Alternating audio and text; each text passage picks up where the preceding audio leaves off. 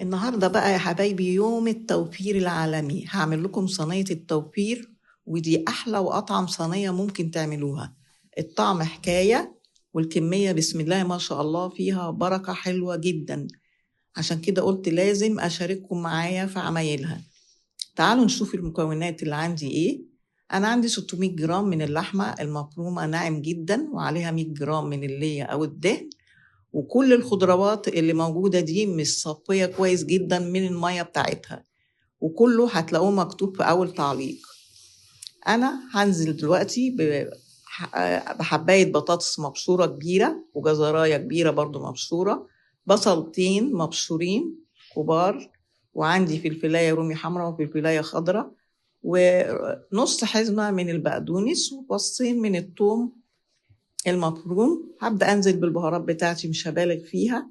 معايا معلقة صغيرة من البهارات المشكلة، ومعلقة صغيرة من بهارات اللحمة، ومعلقة صغيرة فلفل أسود، معلقتين صغيرين كبار مليانين من الملح، وفي النهاية نزلت بمعلقة صغيرة من البيكنج باودر، هتفرق معانا وهتخليها هشة جدا.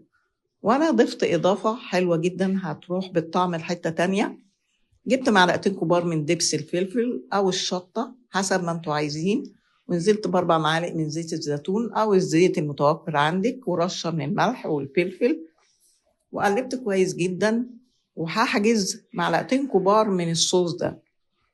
هبدأ أدهن الصينية بتاعتي كويس قوي من جميع الجهات، وهنزل باللحمة بتاعتي وافردها كويس قوي، وبططها كويس بحيث انها تبقى كلها سمك واحد. وهجيب بعد كده الاسباتولا بتاعتي، هقطع الصينية وهعمل فيها علامات بتديها شكل حلو جدا زي ما انتوا شايفين كده دلوقتي. وهبدأ بعد كده من الصوص اللي انا حاجزاه، هدهن وش الكباب بتاعي او اللحمة، هدهنه كويس، وهدخلها فرن ساخن مسبقا على درجة حرارة 180. هحطها على الرف الأوسط، هتاخد من 35 ل 40 دقيقة. وبعد كده أنا طبعا اتدهنت كويس قوي قوي، وهندخلها الفرن زي ما قلنا.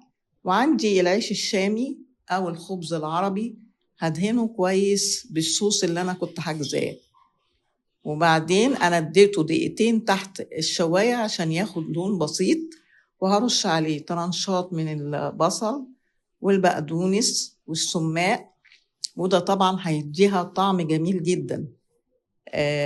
ودلوقتي الصينية بتاعتنا بعد ما خرجت من الفرن، وانا حطيتها دقيقتين تحت الشواية عشان تاخد لون حلو. طبعا بتكون جاهزة معانا وجوسي وطرية زي الزبدة، وطعمها مميز جدا. وكده تعتبر الوصفة بتاعتي خلصت. جربوها وأنا متأكدة إنكم هتدعولي، وبالهنا والشفا على قلوبكم مقدما. وأشكركم لو بتتفرجوا عليا على الفيديو للآخر. اوعوا تنسونا في الفولو واللايك والشيرات يا جماعه لحبايبكم واصحابكم.